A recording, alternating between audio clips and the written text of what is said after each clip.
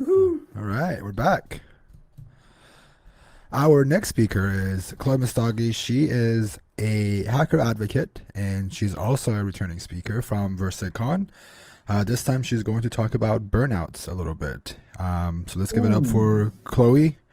If we can get the chat hyped up, I'm going to bring up her talk and we're going to give it a listen. And then after that, we have BitK, MD Isaac, Def Param, Sniff, Jay Cran, and our own John Hammond coming up shortly after. So let's get this started. You guys ready? Oh yeah, let's do it. Should we jump into it? All right. So hyped. Let's give it up for Chloe. Hi everyone, my name is Chloe Mustagi and thank you for having me on NahamCon. I am ready to dive into my slides. I'm going to turn off my camera for now, but I promise I'll put it on at the very end so I can focus on my slides. So today we're going to be talking about the act of balance. So bear with me for 1 second. All right. So we're going to talk about the act of balance. And what I want you to do is take a deep breath in and then a deep breath out. We're going to talk about things that are going to be hard at times, but I promise you that there's going to always be positivity at the end. So if you do not know me, my name is Chloe Mustagi. I'm the VP of Strategy over at Point3 Security. When I'm not doing that, I'm an ethical hacker advocate, meaning that I do whatever it takes to make the community better by asking the question, how can I make this better? And then connecting with other folks. So that usually means getting us rights or making sure that it's a safe space for all people to feel welcomed and feel like they can participate. I'm also the president and co-founder of WOSAC, which is Women of Security. We have chapters all over the world, and it's for women to mingle and to get to know each other and network with each other and support each other while they're in InfoSec. I'm also the founder of Women Hackers. Women Hackers is a virtual community for non-binary and women to connect, and we do workshops, we do so many things. We do events. We just did a NahamCon recently, which had over 40 talks, CTFs, Car Hacking Village was there. Also, the Many Hats Club participated, Lockpick Extreme. So we tend to do a lot of events for our members, and it's free. And yeah, you can join. Just go to our website, womenhackers.com. Also, I'm the Hacker Book Club organizer. We have meetings every Tuesday at 5 p.m. Pacific time. We basically read books that are written by hackers themselves, and the hacker community reads them. And yes, authors do join us, and people that are mentioned in the book itself do join us as well. And last but not least, I am a podcaster for ITSP Magazine's Uncommon Journey, along with my co-hosts, Alyssa Miller and Phil Wiley. And yes, that is my website at the bottom, and feel free to follow me on Twitter and Instagram. So what I want you to do is sit back, relax, and I'm going to take you through some scenarios. Imagine you're driving this car right now, and you feel so overwhelmed and like you feel like this sense of emptiness perhaps, or just feeling like just too much happening all at once. And that when you're driving on the highway, you think for that 1 second, should I look in my side mirror when merging? Because if I get in a car accident, like if something happens to me, that means I'm not responsible for that project anymore, or I don't have to do this. I don't have to feel so trapped. Or better yet, how many of you guys have ever been in this situation?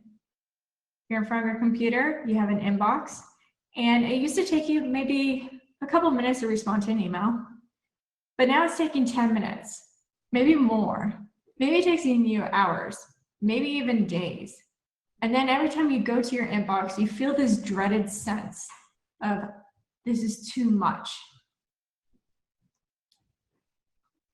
Or say you've been in this situation before. You have friends, family, colleagues, they're texting you, calling you, wanting to talk with you, but you just can't pick up the phone, or you just can't respond. And the reason for that is you're either too busy, or the other thing is that you feel like they're gonna ask you for something, and even calling them back or texting them back feels like a task of its own, and it becomes overwhelming at the same time. What about this? Have you been in situations where you just feel like your emotions are all over the place, in a sense that you could easily get angry or easily get sad, and you don't understand why you're suddenly feeling like this sudden urge of sadness or anger, these extreme emotions? You feel like you're overwhelmed, and you might reach for drugs, you might reach for alcohol to help numb the situation, because you just feel this sense of maybe emptiness, or maybe not a sense of emptiness, but this feeling that you feel trapped and you do not know what to do because you're stuck in that moment and the whole world is on your shoulders and you feel hopeless. Or maybe you've had these situations where you're waiting for basically forever until the due date to actually submit something, meaning you're procrastinating. You're making sure that you don't, well, more like, it's not like you're trying to make yourself wait till last minute, but you're so overwhelmed in life and everything around you that when anything is due, the only time you're able to focus is if it's actually due on that day, maybe a couple hours before. So you procrastinate because you know you cannot focus unless you do so. You might actually ask your friends and family if they can change the event, or if they can postpone an event or a deadline, because you feel like you cannot focus and you're struggling and struggling to focus and you just cannot. Or maybe you've had these situations where you feel so tired. Like no matter how many hours of sleep that you get, you just feel so tired. You could sleep for days, but you still feel exhausted, like this extreme exhaustion, and nothing's taken away from that. Like you just feel like you're in this moment, and it's so hard to focus on anything in the morning or in the evening or during the day, because the reason is that there's something off and you don't feel like yourself. I'm talking to you today about burnout. The active balance is burnout. In InfoSec ourselves, we burn out probably faster than most other industry because we're on call 24/7. We're online 24/7. Heck, even the social media platform that we use is Twitter, which is 24/7. But what burnout is this feeling that you feel like your battery, if you are a device of your own, that your battery is really, really low. And because you can't focus, you don't have enough sleep, you feel tired all the time and nothing is helping you. You're having trouble sleeping maybe. You're also feeling maybe body aches as well. So all these stories that I told you before was something on those slides, that is, was something that I've experienced. I'm one of those people that have had on and off burnout. And that's because I like to do a lot of things. I'm a runner. I like to take on many projects and then run with it, complete it. And then I'm like, oh, that's a great idea. Why don't I do a new project? And it's something that I've been still dealing with today and trying to work with. But when we dive into this conversation, I just want you to know I am not a therapist, but I do work with therapists occasionally when it tried to bring mental health issues to the surface for the hacker community. So yes, I do work with therapists once in a while to try to help others cope or deal and to strengthen themselves and feel empowered if they're feeling isolated or alone during this time. So what is burnout? So burnout is a state of emotional, physical, and mental exhaustion caused by excessive prolonged stress. It occurs when you feel overwhelmed, emotionally drained, and unable to meet constant demands. In other words, you feel like you just want to shut down, like you just want someone to press a restart button. You just want to be reset or turn on and off again. But the thing to note is that there's a difference between burnout and stress. Stress is something you can deal with. You can say, for example, you can take a nice bubble bath and suddenly you feel a little bit better, or you went on the elliptical or a workout machine and you're feeling a little bit better. Burnout isn't like that. Burnout is very intense. So if you've had any of those feelings that I shared previous slides, the very, very beginning of this talk, You probably have been in that situation before. Many of us have, believe it or not. And I didn't even know the term burnout. I just knew like something was wrong. But there are ways how to prevent burnout. And one of the things is definitely on that slide, which is exercise, eat a balanced diet, practice good sleep habits, ask for help. But really, that's not the only thing. There are many other things because we are an InfoSec. And the key thing here is to know self-awareness is the #1 priority for you.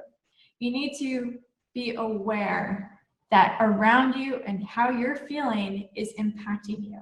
You need to be aware that if you feel very tired or you're reaching for the wine or the beer or tequila, whatever you drink usually, a little bit more than normal, please note, at that moment, you might be entering into another phase. So to help you through this on self-awareness, just always ask the question, am I balancing my personal life and work life? Because when you ask that question and are able to figure out, am I balancing, that's going to be your dead giveaway. Most of the time, burnout is caused because we're not balancing our personal life and our work life. And right now, because of COVID-19, we're all stuck inside. We're not being able to go out and about. And because of that, we feel stuck. And we're overworking ourselves. We're feeling more tired and exhausted because we're not going out and having fun with our friends or seeing our family. We're stuck indoors. We cannot go to all these events. We can't go to a movie theater and go sit down in a movie and watch a movie just to take a break. There's no breaks anymore. You work in your home. You work at home. You never get your break. And if you have kids, it's harder because you are always watching your kids and working at the same time. You never get a break. But one of the things I want to throw out there is, some of you may have heard that I've always said, just turn off your devices, get rid of your devices. I don't really mean like throw it on the ground kind of situation like this. That's not what. But the one thing I do recommend always for all of us in InfoSec is to take a break. And what does that mean? That means turn off all your devices, get off of social media for 1 day per week. This is going to help you significantly by having that 1 day to yourself where you're not online. Like you can watch a movie, TV series, I don't care. Just get off your phone. Get off your phone, hang out with your friend or family if you live with someone, or just read a book or write a book or do something that's not InfoSec related. Just get off your computer. This is really important. Get off all your devices because you need to take a break at least once a week for 1 day. It will help you so much in preventing burnout and when you're dealing with burnout. The other thing you can do is write a to-do list. So I always carry a tablet and I'll write down all the tasks that I need to do. And this could be work, this could be personal life, but I make this list. And the reason I do that is because I used to deal with kind of like insomnia once in a while because I'd be thinking, oh crap, during the night, oh, I have to make sure I do this, or I have to do this first thing in the morning. Oh God, I have to do this. Oh, I have to, and then you just keep thinking about it and thinking about it. And in reality, if you actually write it down on a piece of paper, you free that set in your mind. And this is something that we all need to practice is, I know that a lot of people believe, well, if I see the list, Chloe, I'm gonna freak out because that just shows how much stuff I'm working on, how much stuff I'm doing. I get that. I understand that. It's going to stress you out at first. But I guarantee you, when you cross out something, it is probably one of the best feelings in the world. It's like, yes, this is awesome. And you feel a lot more relieved. So just have a to-do list and have it and carry it wherever you go. It's going to help you. And a lot of people that are very successful in their life, this is something that they do. Also, you can write in a journal as well. That's another thing, is to write in a journal, but a to-do list is really important. Now, the other thing you need to know is that when you're feeling burnout, you have a lot of emotions that are mixed and it can be very hard and challenging. So one of the things I want to talk to you about is invest in yourself. That means examine your personal values and goals. That means Is there something that's missing in your life? Is your job making you happy? If it's not, what would be a good place for you to start? Maybe having that weird, awkward conversation with your manager might be the first start. Let them know, hey, I'm kind of dealing with burnout and I'm really concerned about my health. I guarantee you your manager is going to turn around, if they're a good manager, it's going to turn around and say, I've been there before, take a day off. And this is the thing we need to do. We have to ask for help, and we also have to let people know. Because you put yourself in danger if you don't let your manager know that you're dealing with burnout, because then they're like, well, Joe's not doing any work at all. Like, Joe's not even responding to his emails, really. He's so behind, he's not meeting his deadlines. I think we should let him go. Now, the thing is, that's not the conversation that you're supposed to be having. There are signs when someone's burned out, when they're not responding to their emails in times, or not following up on a project and a deadline. That's something you need to know, is that if you are working in a work environment that they don't help you or they don't understand you, they'll even turn around and say, hey, are you doing okay? I've been noticing you've been doing this and that, and I just want you to know, like, I'm here for you. That's a good manager. That's a manager you want to keep. But if you're dealing with a situation where you're not having that situation, I think it might be a good time for you to look elsewhere, because there are plenty of companies out that they're looking to hire someone. So just keep that in mind, and also keep a record. I always tell people, after having a conversation with your boss, write it down in an email and send it to them. Say, I just want to make sure that we had clarity over this conversation that we just had. And there's a reason for that. You want to keep a paper trail in case if any time someone comes in, it's like, oh, that person's not doing anything. Hey, guess what? You have that paper trail. Or if they try to get rid of you, you have a paper trail. It's so important to keep a paper trail. That's the one thing I've learned in my career, to be honest. But the whole thing about this investing thing is you should feel happy. Yes, at times you're going to be down, but you should feel happy when you go to work. You should be happy to be with your colleagues. You should be happy for the work that you do. If you don't take pride in that, then that's not the good place for you. And it might be a hard decision to make, but sometimes you just need to make a list. And on that list, have two sides. Things that you love about your life, things that you don't love about your life, and then see how can you make that fit. Of course, there's always many tasks in our life that we don't want to do, like taxes and whatnot, but I mean, that's just part of life. But if it takes you so much and it hurts so badly, then this is something to reconsider. So I want the main takeaways of this very short talk on burnout, but overall, when you feel overwhelmed, do a device detox. Like I said, do a whole day without any devices, without social media. Let your friends and family know that you're going offline for the day and not to worry about you. This is really important for you and also for your loved ones to know. When you feel overwhelmed, invest in yourself. That means, heck, if I'm going to feel better if I buy a painting kit so I can start learning how to paint, so be it. I will purchase it. If you want to learn how to cook, take the time and do so. That's really important. You need to invest in yourself, because if you don't take care of yourself, who's going to take care of you? The other thing is, if you don't take care of yourself, how are you able to take care of another person? There's a reason why when you get on a flight and they're like, let the airbags come down, first cover your face, then assist the other person, because you need to do that. You cannot take care of another person or support another person when you're not doing well yourself mentally.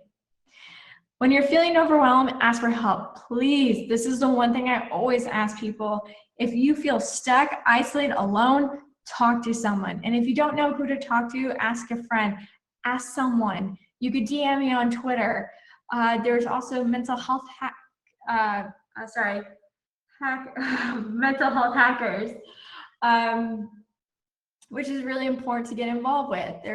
There's a crisis hotline chats. There's a suicidal hotline. That if you're not even feeling suicide, but you need to talk to someone because you're feeling empty or overwhelmed, and you're already thinking, well, if I get out of this by just crossing the street without looking, call them. Because that means there's a part of you that's feeling off balance. When you feel overwhelmed, write it down. Have a to-do list, write in a journal. Those are things that are really going to help you. When you feel overwhelmed, take a break. This is so important. Tell your manager, if you're feeling burned out, tell them you need to take a break, because let me tell you, the last thing you want is a breakdown or an anxiety or a panic attack. So take your break and let them know you need to, and always keep it in writing. When you feel overwhelmed, put yourself first. Like I said before, you cannot help others until you feel more balanced. If you're feeling emotionally all over the place, how are you going to emotionally support another person? You need to put yourself first at times. When you feel overwhelmed, know that you're not alone. Please note this, you are never alone in the InfoSec community. We've always supported each other, and we continue to do so. But most importantly, like I said, always ask the question, am I balancing my work and personal life? If no, take the steps to fix it, because it's only from this question that you can determine whether or not you're heading down burnout road. So if you ever feel like, I haven't spent too much time with my family and friends, or I'm not really responding to my family and friends, or I keep pushing out my family and friends for an event, question yourself, because those relationships are so important to have in your life. So do whatever it takes to keep them. And last but not least, work and personal life should not come together. If they do, you're already in burnout at this point. I just want to say thank you guys for existing. Thank you for NahamCon for having me. And by NahamCon, I mean NahamCon.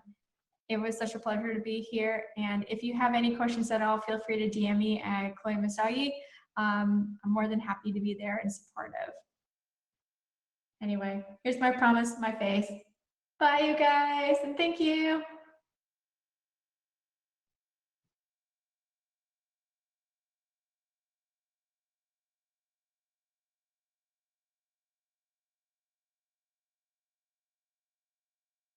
Wow, that was an awesome talk from Chloe Masagi. I love this kind of thing because it's just a breath of fresh air. You know, we talk about so much tech and so much software and so much code, but honestly, at the end of the day, we got to keep in mind our mental health and where we're feeling, where we're at. So I love just that community, just that family, and Chloe did an excellent job of capturing that. So thank you for one fantastic talk, Chloe.